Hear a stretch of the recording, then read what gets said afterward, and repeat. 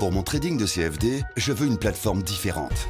Des graphiques personnalisables, une exécution rapide, des spreads serrés, avec un acteur reconnu présent en France. Trader différemment avec CMC Markets. Salut, c'est Trado, voilà la vidéo de mise à jour pour l'indice parisien et pour Farming Group qui m'a été demandé de très nombreuses fois. Bon, je vais commencer la séance du jour en vous signalant la sortie du dernier e-book, celui consacré à Ichimoku, qui m'avait été demandé de très nombreuses fois. Ça y est, c'est en ligne, vous pouvez vous le procurer. Et en plus, comme maintenant c'est le cas depuis que je suis édité par un vrai pro, eh bien la maison d'édition propose non seulement le format PDF que vous connaissez depuis toujours, mais également des formats spécifiques pour pouvoir lire directement sur une tablette, sur votre smartphone, etc. Donc vraiment adapté à la lecture et, et au visionnage sur les outils d'aujourd'hui. N'hésitez pas, c'est compris dans le prix, donc c'est tout bonus. Alors, on va commencer avec le pari du jour qui est à moitié perdu ou à moitié gagné, comme vous voulez. Moi, j'avais dit pour lundi, moi je fais le pari du test du nuage et du test du gap. Alors je pense qu'il n'y a pas photo, le nuage a bien été testé. Par contre le gap, on n'a pas réussi à reprendre de l'élan pour aller toucher le gap, loin s'en faut. On est venu enfoncer et s'enfoncer dans le nuage. Et ce qui se dessine aujourd'hui n'est pas forcément très beau. Si on regarde les choses, eh bien nous sommes toujours en tendance neutre, puisque regardez, on est toujours dans le nuage, et quand on est dans le nuage, on est sans tendance. Maintenant, on n'est pas non plus en tendance baissière, puisque pour qu'on le soit, il faudrait que les cours soient en dessous du nuage. Ce n'est pas le cas, on est en plein dedans, puis en plus on est sur une zone de support. Donc vraiment, on a l'impression que tout est en train de se jouer maintenant. Il faut absolument trouver l'énergie, la force de rebondir, ou alors on risque de sortir du nuage, et là, ça serait une autre chanson, parce qu'avec une Chinku qui est sous les prix, bon, franchement, on y reviendra le cas échéant, mais c'est quand même pas génial ce qui se passe ce soir, avec une perte de 1,4%.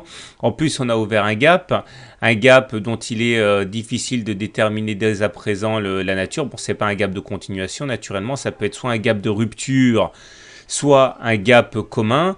Pour l'instant, rien n'empêche de penser qu'il s'agit d'un gap de rupture. Bon, à suivre demain. Les gaps de rupture ne sont pas comblés dans la semaine de cotation. Les gaps communs le sont, donc on verra. En tout cas, si c'est un gap de rupture, ça risque de faire mal cette histoire. On verra, on fera déjà un premier bilan demain. Autrement, regardez, maintenant on est en dessous de la Kijun, on est en dessous de la Tenkan. Bon, ça fait autant de choses qu'il n'est pas facile de passer à la hausse. Alors les indicateurs techniques, c'est pas bon non plus. Le Trix, qui encore une fois, vous remarquerez comme il a été performant dans l'annonce du signal baissier, puisque lui a envoyé son signal baissier depuis le 17 juin, quand on était en haut là, et il est toujours donc en dessous de son signal et il est négatif, donc naturellement ce n'est pas bon. Le CCI, attention, le CCI vient de repasser sous la ligne des moins 100. Ça veut dire que, bon, maintenant, il y a un état de survente sur le CCI. Vous pouvez être sûr qu'il va y avoir des traders baissiers qui vont venir s'engouffrer pour de l'intraday, sur le fait que l'on soit passé en dessous de moins 100. Ça, c'est pas forcément la meilleure des choses qu'on aurait pu attendre sur le CAC. Le momentum, il rebascule dans les eaux profondes. Abyssal, on est à moins 157. Bon, bref, c'est pas bon, on est en négatif. J'aimerais également signaler quelque chose que je n'aime pas du tout, et c'est un signal auquel j'accorde beaucoup d'importance. J'en parle dans mon e-book sur le MACD, le stochastique. C'est un non-croisement baissier. Regardez le MACD là, qui montait pour aller croiser son signal, puis au dernier moment, badaboum, il replonge. Ça s'appelle un non-croisement, et en plus il est baissier celui-là, puisque c'est vers le bas. Ça envoie généralement des signaux assez pernicieux. Et pour terminer, le stochastique, qui lui n'envoie pas forcément un signal très clair puisqu'il plonge, mais il ne repasse pas sous son signal. Par contre, regardez, il y a une divergence haussière. Alors, je vais en parler dans mon tuto du jour. La divergence haussière, c'est important. Lorsque vous avez un indicateur, qu'il s'agisse du momentum, du stochastique ou du MACD, bref, qui ne va pas faire de plus bas, là, alors que les cours font un plus bas, ça s'appelle une divergence baissière. Alors en tant que tel, vous regardez bien, le cours fait un plus bas, mais pas l'indicateur. Il faut savoir que ça fragilise la tendance en cours. C'est-à-dire que si les cours font un plus bas, mais qu'il y a une divergence haussière, ça doit sonner comme une sorte d'alarme. Regardez ici, les cours avaient fait un plus bas, mais pas les indicateurs, ni le stock, ni le MACD, ni le momentum.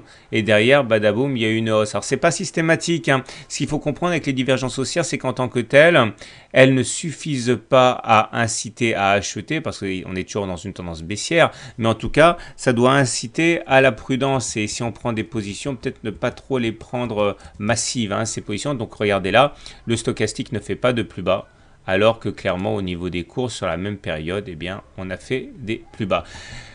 Tout ça pour dire que si on pèse le pour et le contre, moi je fais le pari, hein, pour demain, ce sera mon pari du jour, qu'on ira plus bas qu'aujourd'hui. Alors j'insiste, hein, on est à une période charnière là, puisqu'on est dans un nuage, on est sur un support, etc. Mais il demeure que, à mon sens, on n'a pas fait le plus bas. Peut-être que ce sera demain, peut-être que ce sera après-demain, mais en tout cas, je pense qu'on ira plus bas qu'on a été aujourd'hui à court terme. Voilà, je vous invite maintenant à jeter un œil à l'analyse de Farming Group, que voilà. Alors, on va commencer par ce qui fâche, à savoir le journalier. Le journalier fâche parce que, regardez, alors là, voilà. Bon, on vient d'abandonner 6,3%, hein, ce n'est pas rien. Heureusement, le support à 0,5 € a l'air de tenir pour l'instant. Regardez, on a bien rebondi dessus chaque fois que le niveau a été attaqué. Maintenant, quand on regarde le nuage, là, il est en dessous des cours. Autrement dit, les cours étant au-dessus du nuage, on est en tendance haussière, jusqu'à preuve du contraire. Malheureusement, les deux sentinelles que constituent la Tenkan et la Kijun ont lâché. Donc on se retrouve un petit peu tout nu. Surtout que regardez, il vient de se passer un twist là. Le twist, c'est quand la SSA et la SSB se croisent. Regardez, c'est les deux courbes qui constituent le nuage, ça se croise. Et donc par définition, puisqu'ils se croisent, ça veut dire que le nuage est facile à traverser à la baisse. C'est donc effectivement un support, le nuage, mais qui se réduit un petit peu à peau de chagrin. Donc, il faut faire attention. S'il y a une attaque demain ou après-demain, le nuage ne sera pas assez épais pour l'empêcher de baisser. Donc, globalement, on est toujours en tendance haussière, mais on est vraiment dans une zone à risque demain et après-demain. Ok ?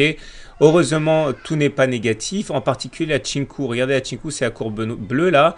Elle arrive sur une zone de support. Effectivement, là, la Chinku va rencontrer sur son sillage les cours ici, et ça joue un peu comme un support. On risque de rebondir violemment, et en même temps, on a bien vu que c'était un support aussi, les 0,5 €. Donc, la dynamique est toujours haussière. La tendance est à l'attaque baissière, mais on est sur des supports, donc je suis relativement confiant, on va dire. Hein. Mais il ne faudrait pas que les cours décrochent violemment. Hein. Et ce qui est rassurant, par contre, c'est qu'en hebdomadaire, rien n'a changé. On est toujours en tendance haussière. On était à l'intérieur d'un biseau, là, un biseau d'élargissement descendant. Or, on sait que les biseaux d'élargissement descendant se cassent généralement par le haut. Ça a été fait ici, on a cassé par le haut. Et l'objectif, c'est d'aller chercher la hauteur de la première oscillation complète. Ici, c'est en orange, reporté au-dessus du point de cassure.